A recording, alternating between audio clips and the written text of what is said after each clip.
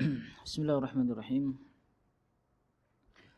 Innal hamdalillah nahmaduhu wa nasta'inuhu wa nastaghfiruh wa na'udzu billahi min shururi anfusina wa sayyiati a'malina. Man yahdihillahu fala mudhillalah wa man yudlil fala hadiyalah. Asyhadu an la ilaha illallah wahdahu la syarikalah wa asyhadu anna Muhammadan 'abduhu wa rasuluhu la nabiyya ba'dah. يقول ربنا جل وعلا في القرآن الكريم يا أيها الذين آمنوا اتقوا الله حق تقاته ولا تموتن إلا وأنتم مسلمون وقال يا أيها الناس اتقوا ربكم الذي خلقكم من نفس واحدة وخلق منها زوجها وبث منهما رجالا كثيرا ونساء واتقوا الله الذي تساءلون به والأرحام إن الله كان عليكم رقيبا يا أيها الذين آمنوا اتقوا الله وقولوا قولا سديدا يصلح لكم أعمالكم ويغفر لكم ذنوبكم ومن يطع الله ورسوله فقد فاز فوزا عظيما أما بعد فإن أصدق الحديث كتاب الله وخير الهدي هدي محمد صلى الله عليه وسلم وشر الأمور محدثاتها فإن كل محدثة بدعة وكل بدعة ضلالة وكل ضلالة في النار. Ma'asyiral muslimin, saudara dan saudariku sekalian yang semoga senantiasa dirahmati oleh Allah dan diberkahi oleh Allah Subhanahu wa taala. Di siang hari ini kita akan kembali melanjutkan pembahasan kita kajian sejarah terindah perjalanan hidup manusia termulia di muka bumi ini, yaitu Nabi kita Muhammad sallallahu alaihi wasallam. Dengan mempelajari kisah hidup beliau, banyak sekali pelajaran-pelajaran penting yang sangat begitu perlu untuk kita tiru, untuk kita contoh. Dan dengan mengenal sejarah beliau sallallahu alaihi wasallam, walaupun secara singkat,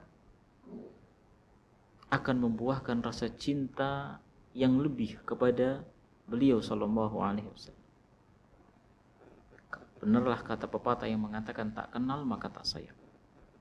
Tatkala kita mengatakan cinta kepada Nabi kita yang mulia sallallahu alaihi wasallam, namun kita nol, tidak tahu bagaimana sejarah kehidupan beliau sallallahu alaihi wasallam, maka cinta itu hanyalah sekedar pengakuan belaka. Karena jemaah, tatkala kita mengidolakan seseorang, mencintai seseorang, pasti segala sesuatu yang dilakukan oleh orang yang kita cintai itu akan kita tiru. Maka tatkala kita mengaku cinta kepada Nabi tapi nggak ngikuti Nabi, berarti cintanya palsu. Cintanya palsu, bukan cinta yang tulus, bukan cinta yang bagus. Sedangkan Nabi yang mulia sallallahu alaihi wasallam telah berpesan kepada kita agar beliau sallallahu alaihi wasallam lebih kita cintai daripada cinta kita kepada anak kita, cinta kita kepada istri kita, cinta kita kepada orang tua kita, cinta kita kepada manusia seluruhnya, sahabat, teman dan yang lainnya. Bahkan kecintaan kita terhadap diri kita sendiri harus di bawah kecintaan kita kepada Nabi yang mulia sallallahu alaihi wasallam. Jadi setelah kita cinta kepada Allah, kemudian cinta kepada Nabi, baru setelah itu cinta kepada diri kita sendiri, kemudian cinta kepada orang-orang yang kita cintai dari istri, orang tua, anak atau yang lainnya. Maka jangan sampai salah jemaah menempatkan cinta kita kepada Nabi yang mulia sallallahu alaihi wasallam. Ketika kita cinta kepada beliau, berarti kita ikuti petunjuk beliau. Kita ikuti sunnah-sunnah beliau. Kita ikuti tuntunan-tuntunan beliau. Akan tetapi Kalau kita tak kunjung mengikuti petunjuk beliau, berarti kita tidak cinta kepada beliau. Cinta kita tidak jujur. Dahulu salah seorang penyair pernah mengatakan, in kana hubbuka sadiqa la ata'tahu. Kalau memang cintamu itu benar, jujur, tentu kamu akan mentaatinya. Innal muhibba liman yuhibbu muti'. Sesungguhnya orang yang mencinta kepada orang yang dicinta itu akan taat setia. Maka sejauh mana kesetiaan kita kepada Nabi yang mulia sallallahu alaihi wasallam? Sejauh mana pengamalan kita terhadap sunnah Nabi yang mulia sallallahu alaihi wasallam? Jangan hanya sibuk duduk di majelis ilmu tapi kita enggak mau mengamalkan. Jangan hanya sibuk memperbanyak ilmu tapi tak kunjung ada amalan. Karena samratul ilmil amal, buah daripada ilmu itu adalah amal. Ilmu tanpa diamalkan persis seperti pohon tanpa buah. Kurang bermanfaat, jemaah. Tanaman itu umumnya yang kita inginkan adalah hasil dari tanaman itu. Apakah itu buahnya? Ini umumnya tanaman, diambil buahnya. Apakah itu kayunya? Kita ambil manfaat dari tanaman itu. Nah, secara umum, tanaman itu yang diambil adalah buahnya. Yang diambil manfaat adalah buah-buahnya. Ya, secara umum, ilmu adalah, amal adalah buah daripada ilmu.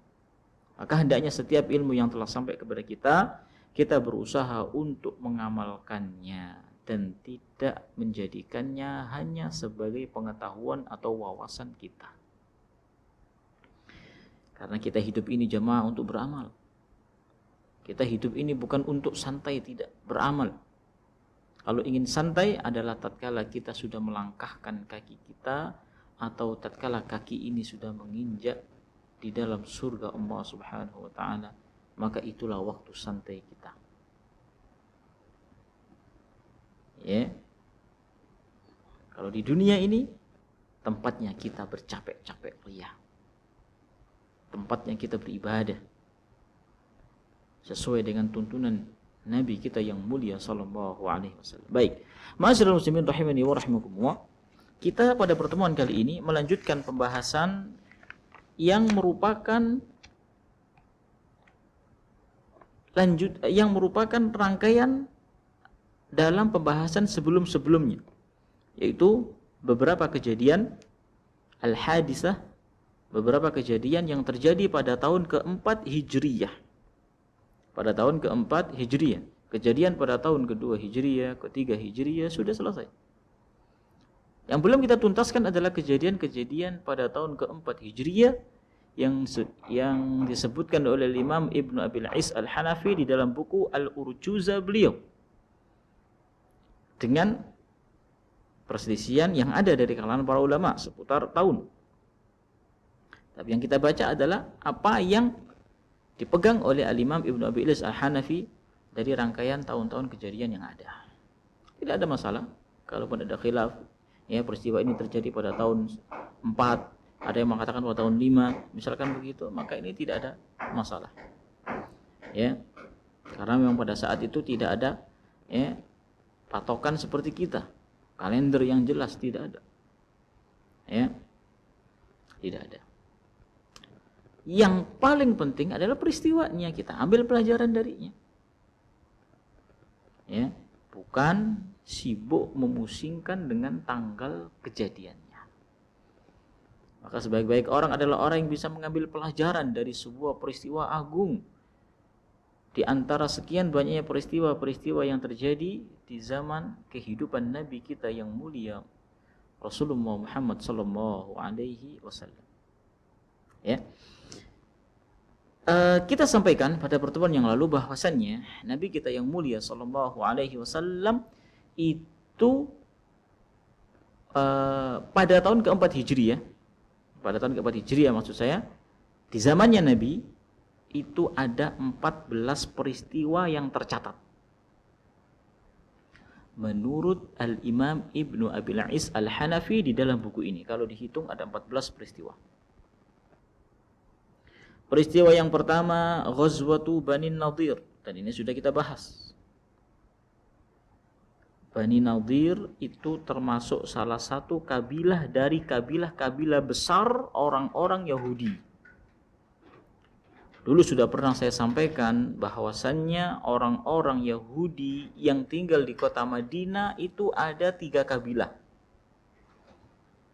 Yang pertama adalah Bani Nadir, Bani Quraidah, dan Bani Qainuqa. 3 kabilah besar Yahudi yang hidup di kota Madinah. Dan ketiga-tiganya melakukan pengkhianatan. Ya, melakukan pengkhianatan terhadap perjanjian yang telah mereka buat dengan kaum muslimin, dengan Nabi yang mulia sallallahu alaihi wasallam. Maka tatkala pengkhianatan itu terjadi, perang. Ya, makanya seorang mukmin tidak boleh memiliki sifat khianat. Karena khianat ini sifatnya orang-orang kafir. Sifatnya orang-orang Yahudi. Sifatnya orang-orang munafik. Jangan sampai kita memelihara sifat yang buruk tersebut. Kata Nabi yang mulia SAW, ayatul munafiqi salas. Tanda kemunafikan itu ada 3. Ya, idza haddasa kadzab. Kalau ngomong dusta. Wa idza wa'ada akhlaf. Kalau janji, ingkar. Orang Yahudi suka membatalkan perjanjian. Telah dibuat perjanjian, dikukuhkan perjanjian, ingkar mereka. Tidak melaksanakan perjanjian dengan baik. Wa idza tumina khana. Apabila diberi kepercayaan, khianat. Ya, khianat. Ngomongnya ingin membela kaum muslimin atau tidak mengganggu kaum muslimin, tapi di balik itu mereka mengganggu. Ada rencana, ada makar untuk berbuat tipu daya kepada kaum muslimin. Wa makaru wa makarullah wa ma khairul makirin. Mereka berusaha membuat makar dan tipu daya kepada hamba-hamba Allah, kepada Allah. Allah pun akan membuat tipu daya kepada mereka. Allah akan balas, maksudnya Allah akan balas tipu daya mereka. Ya, dan Allah adalah sebaik-baik yang membuat tipu daya. Dalam artian mereka pasti akan kalah. Dikalahkan oleh Allah Subhanahu wa taala. Kemudian wafatnya Zainab. Zainab bintu Khuzaimah al-Hilaliyah, salah satu dari istri Nabi kita yang mulia sallallahu alaihi wasallam. Ya, Zainab bintu Khuzaimah al-Hilaliyah. Kemudian yang ketiga, di tahun keempat Hijriah ini terjadi pula pernikahan Nabi yang mulia SAW dengan Ummu Salamah. Ya, dengan Ummu Salamah. Kemudian di tahun keempat ini Nabi juga menikah dengan Zainab bintu Jahsh al-Asadiyah dari Bani Asad. Ya. Meninggalnya Zainab bintu Khuzaimah dan menikahnya Nabi dengan Zainab bintu Jahsh. Jadi ada Zainab bintu Khuzaimah, ada Zainab bintu Jahsh. Jangan sampai jangan sampai tertukar. Atau jangan sampai lupa. Ada 2 namanya Zainab istri Nabi itu. Yang pertama Zainab bintu Khuzaimah dan ada Zainab bintu Jahsh. Kemudian di tahun keempat Hijriah ini juga terjadi perang Badar al-Mau'id. Bukan perang Badar Kubra, perang Badar Mau'id. Perang Badar yang dijanjikan.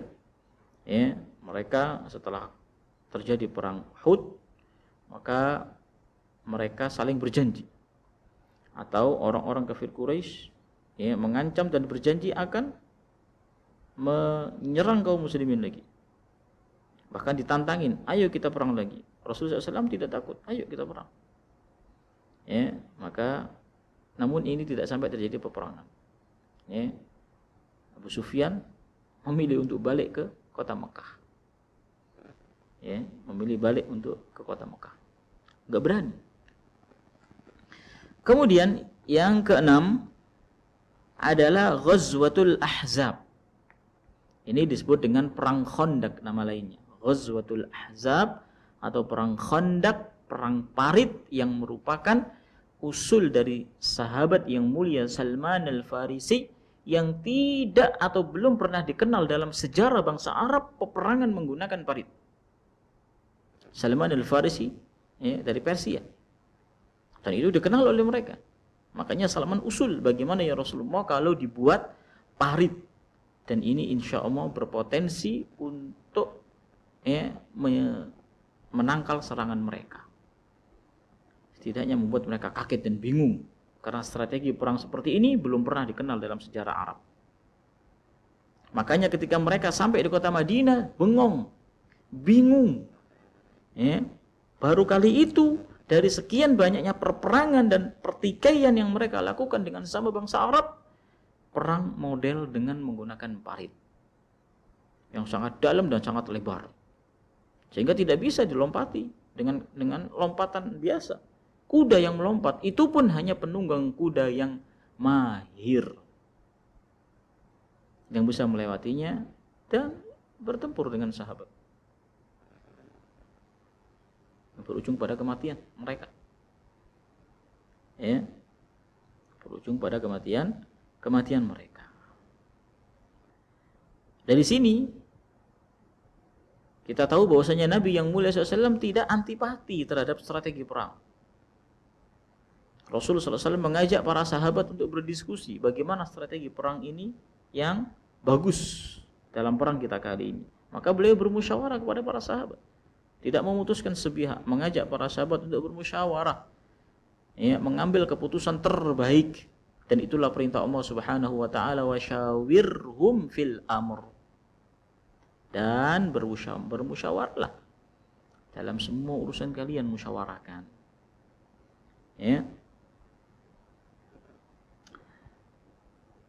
Maka kemenangan berpihak pada kaum muslimin.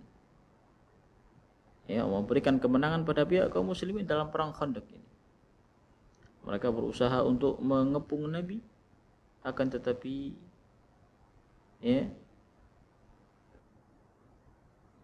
mereka dikalahkan. Dikalahkan oleh Allah Subhanahu wa taala.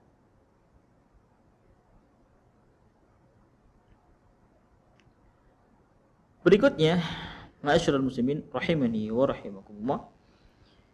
Setelah perang Ahzab atau perang Khandaq, kejadian yang ketujuh berikutnya adalah Ghazwatu Bani Quraidah, yaitu perang Bani Quraidah.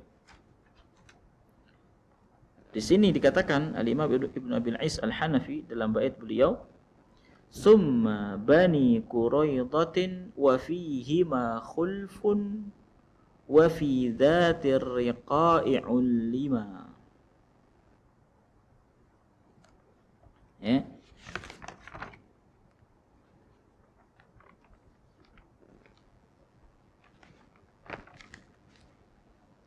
Kemudian pada tahun keempat Hijriah ini, kata Imam Ibnu Abil Is Al-Hanafi, terjadilah perang Bani Quraidah.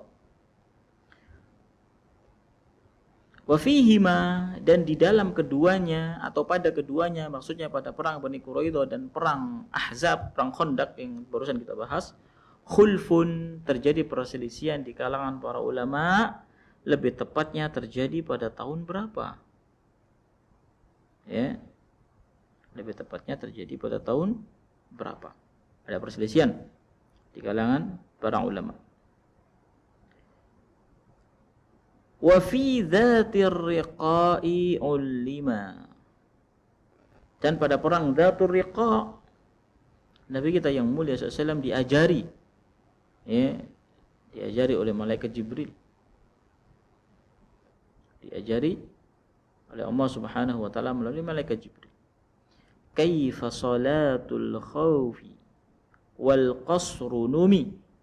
Beliau SAW diajari bagaimana tata cara salat khauf, salat di saat keadaan lagi genting dalam kancah peperangan. Maka ada namanya salat khauf, salat dalam kondisi genting atau sedang berperang dengan musuh. Ada salat khauf. Insyaallah. Ini jamaah menunjukkan bahwasannya sholat itu perkara wajib. Bayangkan, di saat terjadi peperangan, ada syariat sholat khauf, dalam artian ketika terjadi peperangan sekalipun jangan pernah tinggalkan sholat.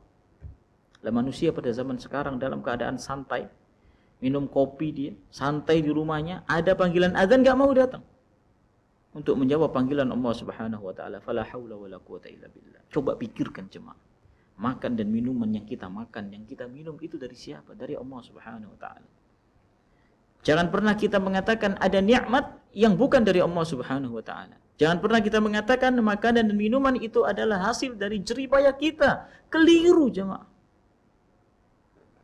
Allah Subhanahu wa taala mengatakan wa ma bikum min ni'matin ya fa minallah. Ya. Tidak ada satu kenikmatan pun yang kalian rasakan kecuali kenikmatan itu semata-mata dari Allah Subhanahu wa taala.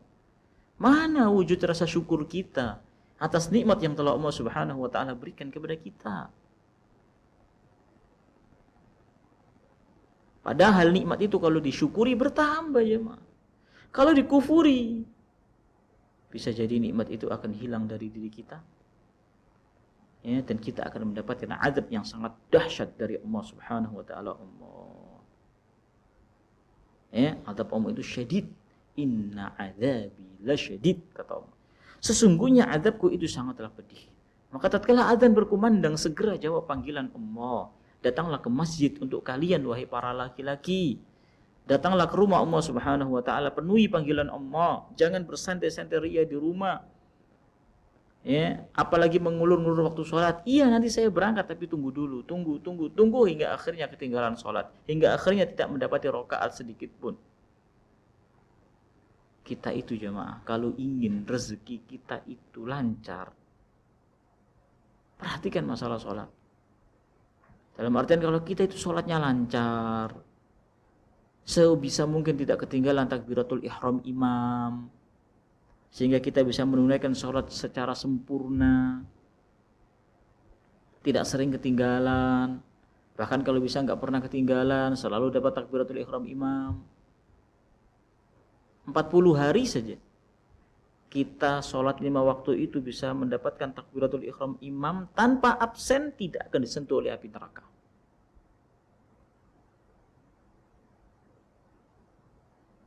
Ya. 40 hari saja kita bisa sholat jamaah di masjid tanpa ketinggalan takbiratul ihram imam. Dalam sholat duhur, asar, maghrib, isya dan subuh gak akan disentuh oleh api neraka. Agungnya sholat. Jangan pernah meremehkan masalah sholat. Sholat ini perkaranya dahsyat. Ketika sholat kita benar, sholat kita baik, sesuai dengan tuntunan Nabi yang mulia SAW, dan kita tunaikan dengan sebaik-baiknya, maka urusan kita akan menjadi baik, akan menjadi mudah. Sebaliknya, kita sia-siakan sholat, maka Allah Subhanahu wa taala pun akan menyia-nyiakan hidup kita, memporak-porandakan urusan kita, gak ada yang beres urusan kita, gundah hati kita, dan seterusnya. Ya, jangan hanya karena mencari sesuap nasi kita mengorbankan sholat. Sholat masalah yang sangat penting. Berikan perhatian yang besar, karena itu adalah perkara pertama yang akan Allah Subhanahu wa taala tanyakan nanti di akhirat. Awwalu ma yuhasabu bihil 'abdu yaumal qiyamah as-shalah. Kata Nabi yang mulia SAW, perkara pertama yang akan dimintai pertanggungjawaban oleh Allah nanti di akhirat adalah masalah salat. Faman tarakaha faqad kafar. Siapa yang meninggalkan salat kafir. Lihat ancaman dari Nabi yang mulia sallallahu alaihi wasallam. Dia tahu salat itu wajib. Apalagi kalau sampai dia mengingkari kewajiban salat, sudah jelas kekafirannya. Bermalas-malasan ketika menunaikan salat, tanda bahwasanya dalam dirinya terdapat sifat nifak, sifat kemunafikan. Karena cirinya orang munafik, ketika mereka mau melaksanakan sholat, qaumu kusala, mereka itu malas. Ya. Padahal jamaah sholat itu manfaatnya untuk kita, bukan untuk Allah Subhanahu wa taala. Allah enggak butuh terhadap sholat kita. Kitalah yang butuh dengan sholat kita agar kita selamat dari azab Allah Subhanahu wa taala, agar kita mendapatkan cinta Allah. mendapatkan kasih sayang Allah, mendapatkan surga Allah Subhanahu wa taala. Patuh dan tunduk kepada perintah Allah Subhanahu wa taala.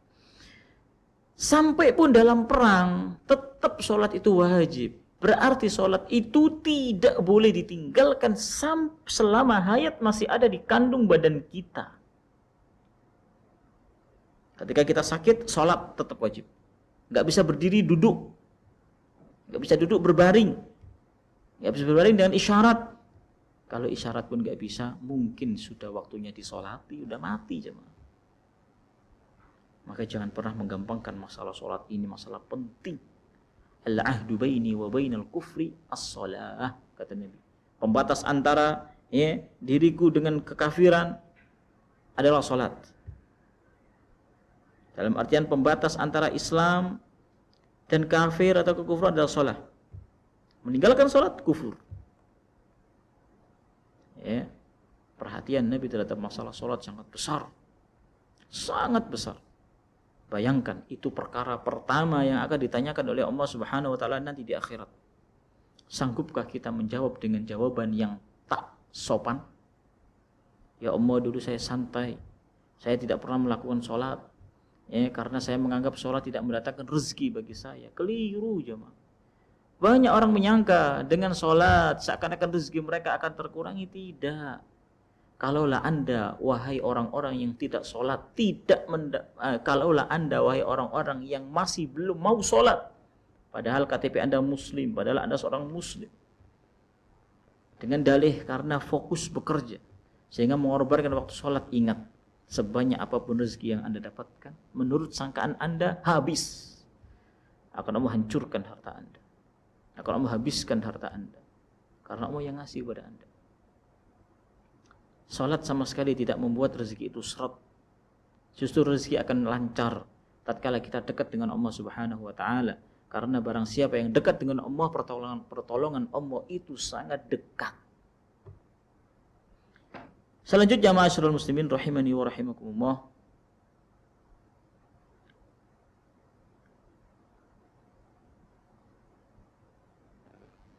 Jadi Nabi yang mulia SAW dalam perang Dzatur Riqa, beliau SAW diajari tentang tata cara sholat. Kita bahas baitnya dulu, kita artikan dulu biar faham. Wal qasru numi, demikian pula mengqasar sholat, dinukil oleh para ulama, pada saat ini bolehnya mengqasar sholat. Wa ayatul hijabi wa tayammum, dan pada tahun ini pula turunlah ayat hijab. Turunlah ayat tentang tayammum.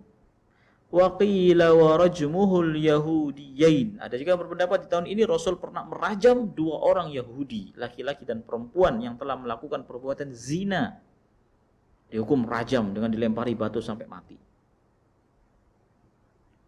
Wa maulidus sibtir ridal Husain, dan di tahun keempat ini pula cucu Nabi yang mulia sallallahu alaihi wasallam yang bernama Husain, anaknya Ali ibn Abi Thalib radhiyallahu taala an, yang menikah dengan Fatimah radhiyallahu taala anha, lahirlah Husain, cucu Nabi yang mulia sallallahu alaihi wasallam. Baik, di sini Asy-Syarih mengatakan summa ghazwu Bani Quraidah.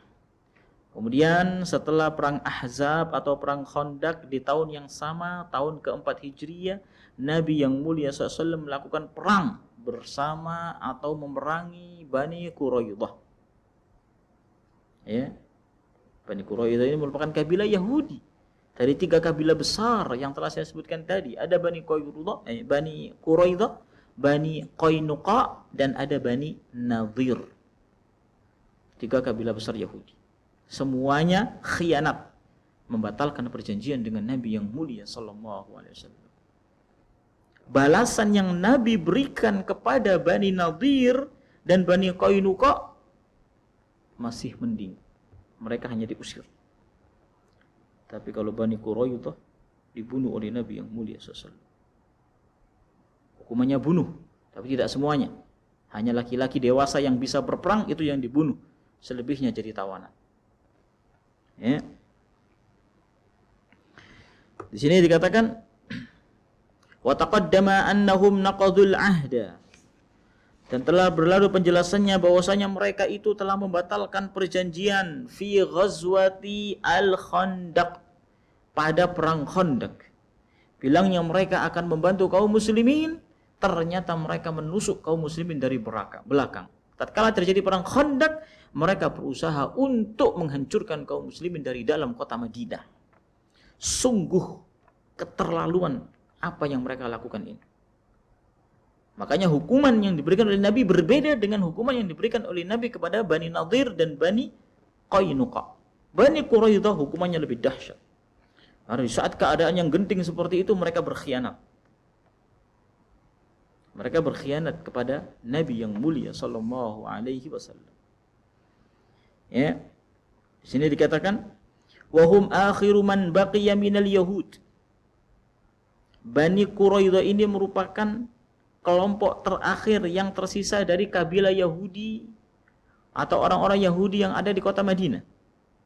Karena Bani Nadir dan Bani Qainuqa sudah diusir oleh Nabi yang mulia SAW dari kota Madinah. Naqadu mitsaqahum. Mereka telah membatalkan perjanjian, ikatan perjanjian yang telah mereka buat bersama Nabi dan kaum muslimin.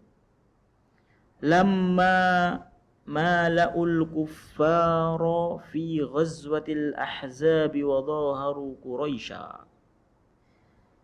Ya, mereka membatalkan perjanjian dengan kaum muslimin, sehingga pada saat perang Ahzab mereka mendukung, membantu, menolong orang-orang kafir, orang-orang Quraisy dan orang-orang kafir yang lainnya. Karena perang Ahzab ini gabungan, ya, gabungan dari beberapa kabilah, tidak hanya orang-orang Quraisy saja. Makanya jumlah pasukannya besar. Ya.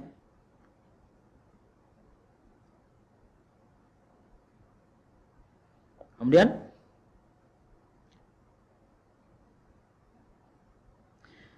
falamma faragha an-nabiy sallallahu alaihi wasallam min al-ahzab inqalaba ilaihim. Tatkala Nabi yang mulia sallallahu alaihi wasallam selesai dari perang Ahzab atau perang Khandaq, inqalaba ilaihim. Nabi berbalik, bertolak kepada mereka. Tidak kok istirahat di rumah, enggak. Ya. Wa kana dzalika fi sanati ar-rabi'ah 'inda qaum. Sebagian ulama ada yang mengatakan ini terjadi pada tahun keempat Hijriyah, perang Bani Quraidah. Dan inilah yang dipegang oleh Imam Ibnu Abi Is Al-Hanafi. Wa 'inda akharin fi sanati al-khamisah. Namun pendapat yang lain ada yang mengatakan bahwasannya perang Bani Quraidah ini terjadi pada tahun kelima Hijriyah. Terlepas dari perselisihan yang ada pada tahun keempat atau kelima Hijriyah, yang jelas perang Bani Quraidah itu ada. Cuman yang diperselisihkan adalah tahun kejadiannya. Ya, yang kita ambil faedah dari perang ini adalah betapa bahayanya menjadi pengkhianat. Ya. Dan betapa besarnya dosa khianat. Kemudian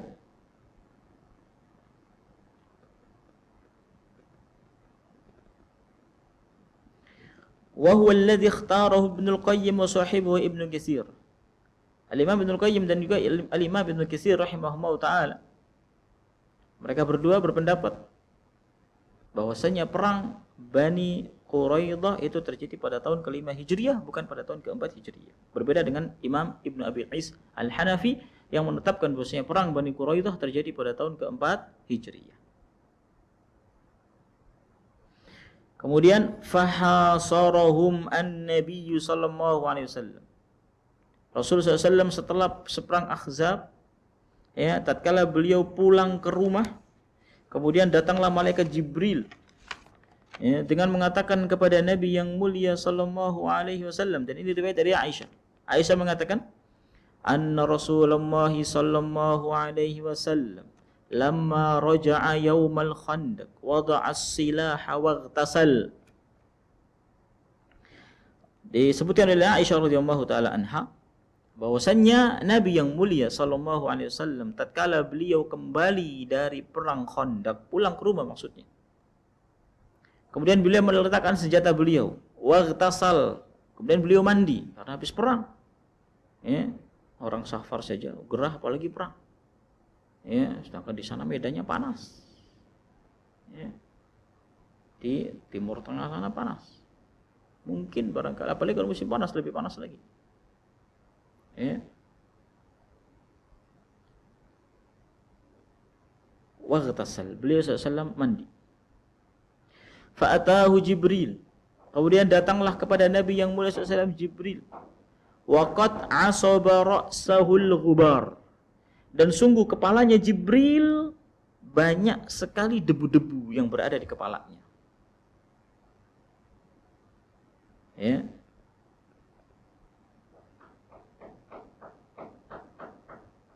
Jadi kemungkinan malaikat Jibril ini juga ikutan berperang dalam perang Ahzab, cuma tidak kelihatan. Dan itu pula yang pernah terjadi dalam perang Badar Al-Kubra, perang Badar yang besar yang terjadi pada tahun kedua Hijriyah. Allah Subhanahu wa taala kirimkan bala tentaranya dari kalangan para malaikat yang ikut berperang melawan orang-orang musyrik.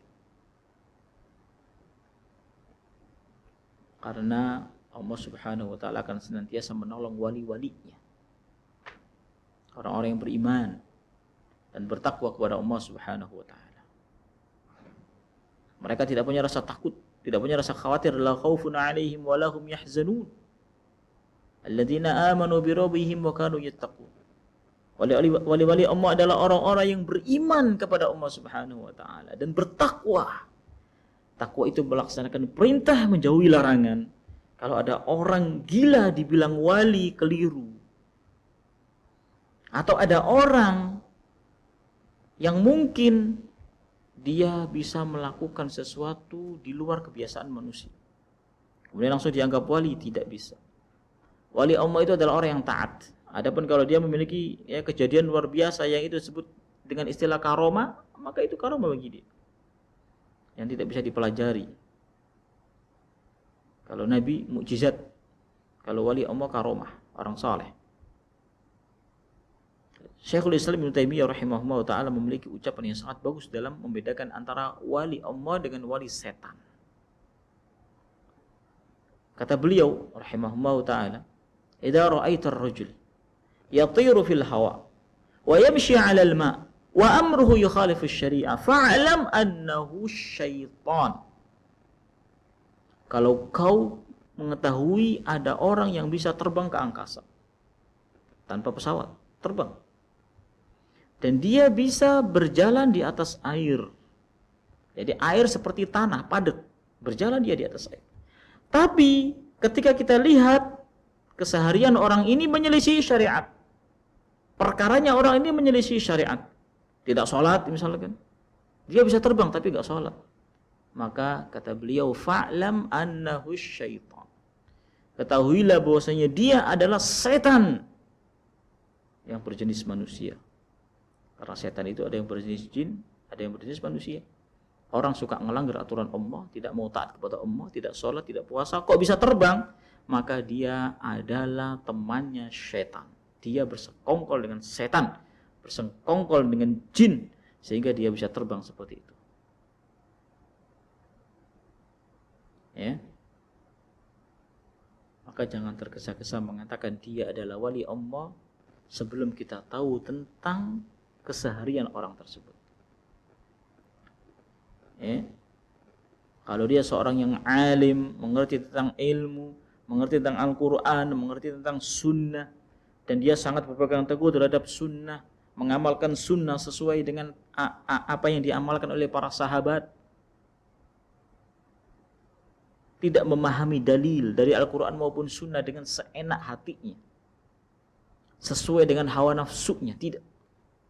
Tapi dia betul-betul mendasarkan pemahamannya sesuai dengan apa yang dipahami oleh generasi terbaik umat ini, yaitu para sahabat ridwanullahu ta'ala alaihim ajma'in.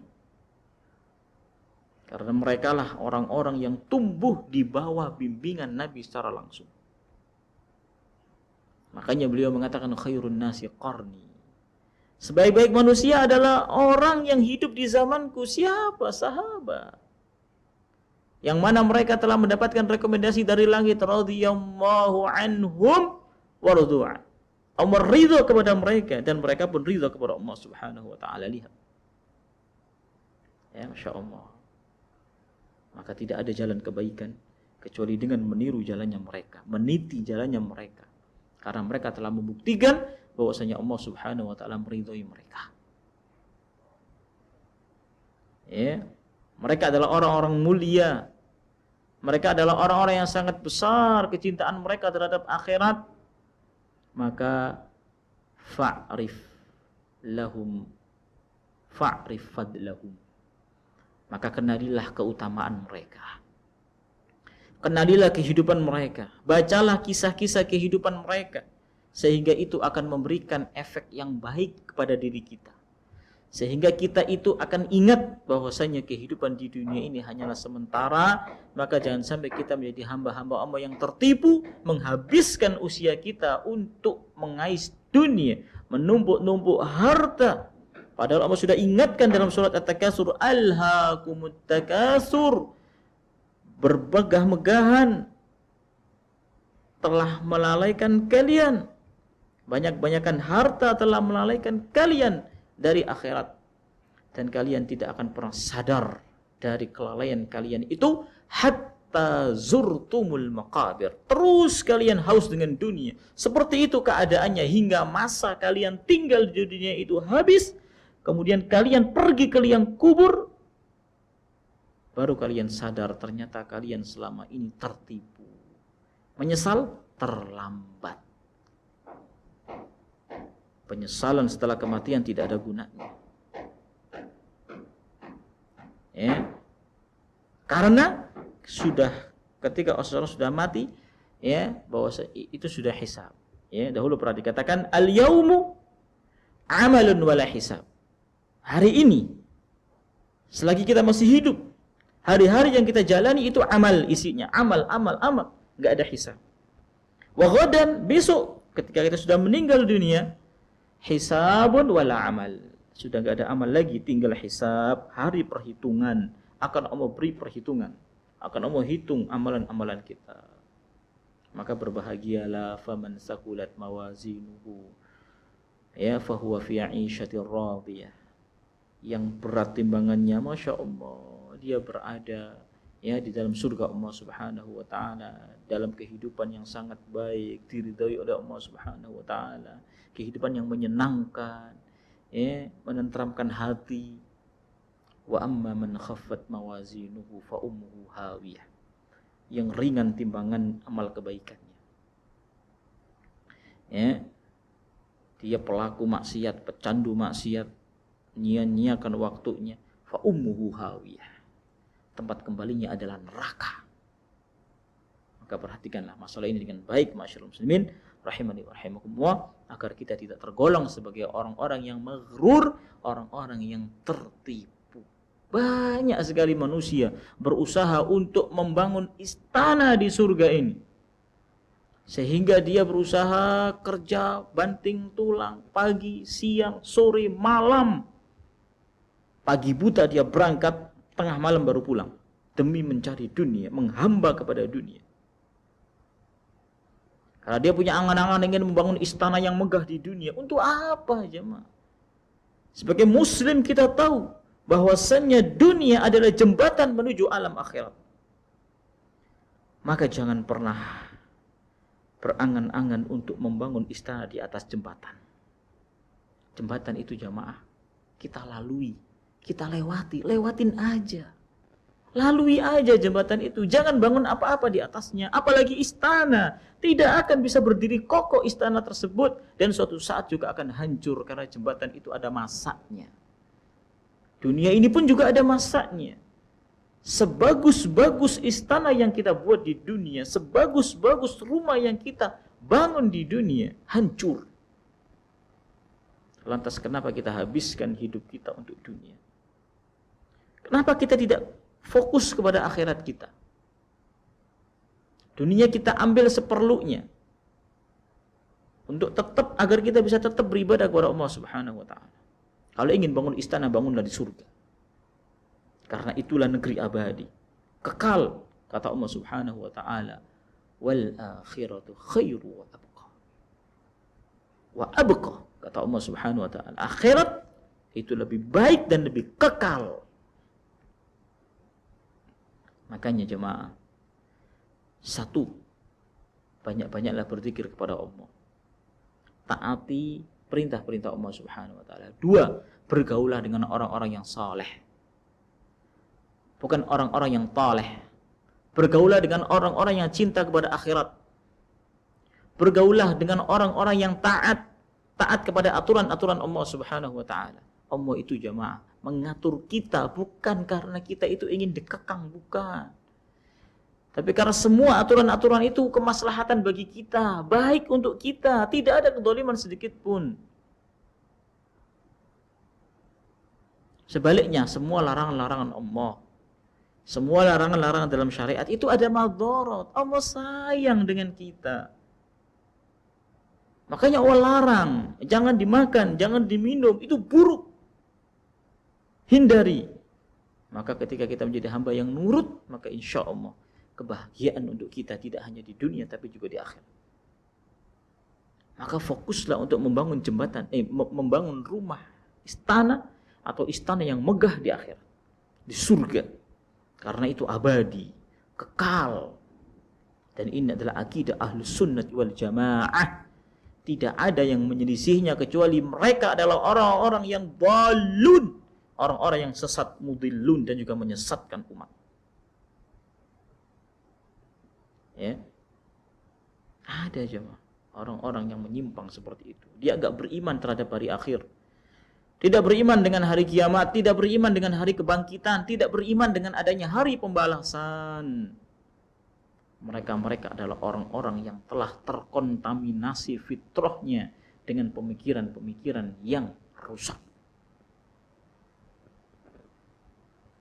Al-Quran telah jelas, Sunnah telah jelas.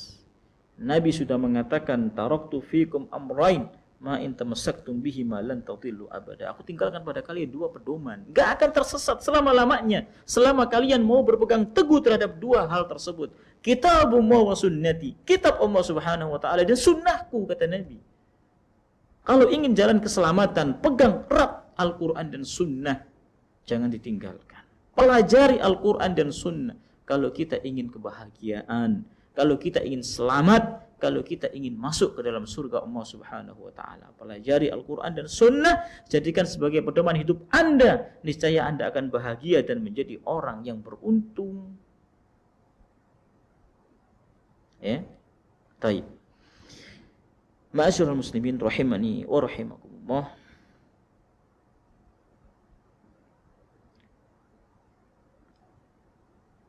Berikutnya, jadi tatkala Rasulullah SAW meletakkan senjata beliau mandi, kemudian setelah itu didatangi oleh malaikat Jibril. Jibril dalam keadaan berdebu, ya, kepalanya. Perlu untuk kita ketahui bahwasanya Nabi yang mulia SAW itu tidak pernah melihat bentuk aslinya Jibril kecuali 2 kali saja seumur hidup beliau. Jibril itu bentuk aslinya dia memiliki 600 sayap, yang kalau satu sayap saja dibentangkan bisa nutupi ufuk timur atau barat. Nutupi ufuk, saking besarnya. Dan dia punya 600 sayap. Hanya 2 kali Rasul pernah melihat wujud aslinya malaikat Jibril. Selebihnya ketika datang kepada Nabi yang mulia SAW, dia berwujud seperti manusia. Ya, menjelma seperti manusia biasa. Kemudian waqad asaba ra'sahul ghubar faqala wada'ta as-silah, wahai Nabi, kamu meletakkan senjata. Sudahan. Kemudian kata Jibril, wallahi ma wada'tuhu, kalau aku belum meletakkan senjata, senjata masih aku angkat. Faqala Rasulullah SAW, kemudian Rasulullah SAW mengatakan, fa'ain, kemana? Kemana lagi? Perang udah selesai. Kalau ngangkat senjata mau kemana lagi? Kata Nabi yang mulia SAW, qala hahuna, sana, kesana wahai Nabi. wa auma'a ila Bani Quraidah. Kata Aisyah, ya, periwayat hadis ini, dan Jibril mengarahkan atau mengisyaratkan kepada Bani Quraidah di sana, di tempatnya Bani Quraidah. Qalat fa kharaja ilaihim Rasulullah sallallahu alaihi wasallam. Kemudian Nabi yang mulia sallallahu alaihi wasallam menuju mereka. Ya, menuju mereka. Baik. Ma'asyiral muslimin rahimani wa rahimakumullah.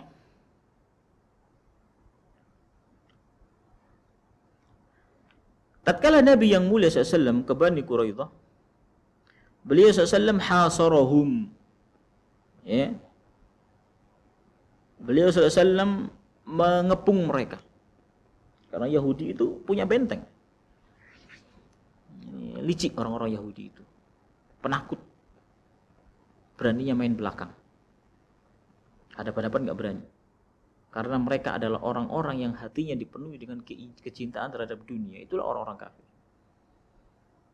Penyakit cinta dunia dan takut mati begitu kuat di hati mereka. Mengakar kuat. Jangan sampai kita meniru mereka. Sangat takut dengan kematian. Ya. Dan cinta buta terhadap dunia. Seakan-akan dunia itu membuat dia kekal dengan banyaknya harta. Yahsabu anna malahu akhlada. Kata Allah. Manusia itu ngira bahwasanya harta banyak yang dia miliki, ya, akhladah, membuat dia kekal di dunia, padahal tidak. Idza jaa ajaluhum la yastakhiruna sa'atan wa la yastaqdimun. Apabila ajal mereka sudah datang, sudah tiba,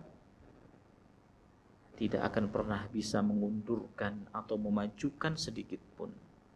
Kalau sudah waktunya mati, mati jemaah. Ya, dan hendaknya kita memiliki persiapan terbaik sebelum kita bertemu dengan Allah Subhanahu wa taala. Oleh karena itu, Allah Subhanahu wa taala mewasiatkan kepada kita agar kita dalam perjalanan takwa kita kepada Allah Subhanahu wa taala di dunia ini dikawal dengan dua hal. Dan itu Allah Subhanahu wa taala sebutkan dalam Al-Qur'an. Surat Al-Hasyr ayat 18 seingat anak. Ya, nanti dicari atau dicek.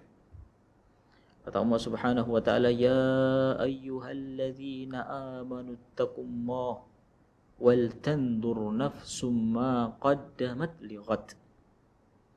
Wahai orang-orang yang beriman, ittaqullah, bertakwalah kalian kepada Allah, karena takwa itu adalah bekal terbaik seorang hamba. Itu kata Allah, wa tazawwadu fa inna khairaz zadi taqwa. Allah panggil kita dengan panggilan keimanan, panggilan yang mulia, panggilan istimewa. Orang-orang beriman, berarti yang enggak beriman enggak masuk dalam panggilan ini. Kalau Anda ngaku beriman, Anda masuk. Kalau Anda adalah orang yang beriman, Anda masuk dalam panggilan ini. Ittaqullah, kata Allah, bertakwalah kalian kepada Allah. Jadikan antara diri kalian dengan azabku, kata Allah Subhanahu wa taala. Itu karena itu mana takwa. Jadi seakan-akan jadikan diri kalian dengan azabku pemisah. Jangan sampai kalian tersentuh oleh azabku. Ittaqullah, kata Allah. Lebih dari 258 tempat. Lebih dari 200 tempat. Seingat saya 258 tempat Allah menyebutkan lafaz taqwa dalam Al-Quran. Banyak. Karena pentingnya masalah takwa. Dengan lafaz fi'il atau dengan lafaz isim. Takwa. Kata Allah Subhanahu wa taala, "Wal tandur nafsum ma qaddamat lighad," dalam lanjutan ayat tadi. Wahai orang-orang yang beriman, bertakwalah kalian kepada Allah, dan hendaklah setiap jiwa melihat apa yang telah ia lakukan untuk perjalanan panjang dia nanti di akhirat, untuk hari esok. Maksudnya hari akhirat. Apa yang sudah dia siapkan? Apa yang telah dia usahakan? Apa yang telah dia tanam untuk kehidupan nanti di akhirat? Bekal apa yang telah dia siapkan?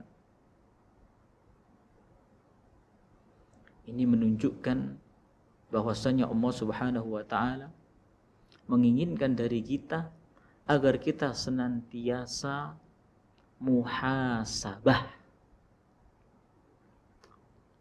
Dalam perjalanan takwa kita kepada Allah, hendaknya kita memiliki dua sayap. Sayap muhasabah yang pertama, senantiasa introspeksi diri. Setiap hari coba kita pikirkan, amalan apa yang sudah kita kerjakan hari ini? Sholat wajib sudah belum? Ditinggalkan, innalillah, segera taubati dan perbaiki diri. Mumpung belum terlambat. Taubati, sesali, dan jangan berpikir untuk kembali lagi. Laksanakan sholat. Adakah kedoliman yang kita lakukan hari ini? Cek. Namanya muhasabah. Setiap hari di muhasabah, dicek, diaudit. Perusahaan saja ada auditnya. Entah dalam setiap pekan atau setiap bulan atau setiap tahun ada. Ya, hendaknya kita lebih teliti, lebih jeli dalam mengaudit diri kita sebelum kita diaudit oleh Allah Subhanahu wa taala. Hasibu anfusakum qabla an tuhasabu. Hisablah diri kalian, auditlah diri kalian sebelum kalian diaudit oleh Allah Subhanahu wa taala. Berat diri kita diaudit. Tiap hari muhasabah, muhasabah, muhasabah. Introspeksi diri. Adakah kedzaliman yang kita lakukan? Sudahkah kita tunaikan hak-hak Allah Subhanahu wa taala pada hari ini? Kemudian Allah ulangi lagi, wattaqullah. Dan bertakwalah kalian wahai manusia kepada Allah. Innallaha khabirum bima ta'malun. Sesungguhnya Allah Subhanahu wa taala itu maha khabir, maha mengetahui terhadap apa yang kalian lakukan. Ini secara tidak langsung Allah Subhanahu wa taala menyeru kita agar kita memiliki sayap yang satu lagi dalam perjalanan takwa kita, yaitu muraqabatullah. Hendaknya kita senantiasa merasa diawasi oleh Allah Subhanahu wa taala. Muhasabah dan muraqabah, dua sayap yang harus senantiasa ada dalam perjalanan takwa kita kepada Allah Subhanahu wa taala. Kita tahu Allah itu mengawasi gerak-gerik kita. Dalam ayat yang lain Allah katakan, inna rabbaka labil mirsad. Rabbmu itu mengawasi. Dalam ayat yang lain Allah katakan, ma yalfidhu min qaulin illa ladaihi raqibun atid.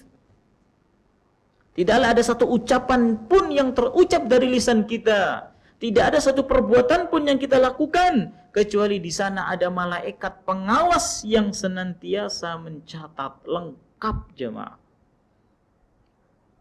Perbuatan taat dicatat taat, maksiat dicatat maksiat. Tidak ada manipulasi data. Karena malaikat sifat mereka adalah la ya'sunallaha ma amarahum wa hum yaf'alun. Mereka enggak pernah bermaksiat kepada Allah Subhanahu wa taala. Sedikit pun mereka tidak pernah bermaksiat kepada Allah. Justru mereka selalu taat dan tunduk kepada perintah-perintah Allah Subhanahu wa taala. Senantiasa mereka dalam ketaatan kepada Allah Subhanahu wa taala. Lengkap catatan itu, jemaah. Maka audit diri kita. Ingat Allah selalu mengawasi kita. Hati-hati dalam melangkah, hati-hati dalam berucap, hati-hati dalam berbuat, karena semuanya itu tertulis dan tercatat dengan rapi. Nanti akan diberitahukan atau diberikan catatan-catatan amal itu oleh Allah Subhanahu wa taala pada hari hisab, hari penghisaban. Maka berbahagialah Anda tatkala Anda mendapatkan catatan amalan dengan Anda terima dengan tangan kanan Anda. Itu tanda kebahagiaan. Celakalah bagi kita kalau kita menerima catatan amalan itu dengan tangan kiri di balik punggung kita. Itu tanda keburukan bagi kita. Wal iyadu billah. Ma'asyiral muslimin rahimani wa rahimakumullah. Karena waktu yang tidak memungkinkan, insyaallah akan kita lanjutkan pada pertemuan yang akan datang biidznillah azza wajal. Barangkali ini yang bisa kita sampaikan pada pertemuan kita kali ini. Kurang lebihnya saya mohon maaf yang sebesar-besarnya. Kita tutup dengan doa kafaratul majlis. Subhanaka Allahumma bihamdika asyhadu an la ilaha illa ant astaghfiruka wa atubu ilaik. Wassalamualaikum warahmatullahi wabarakatuh.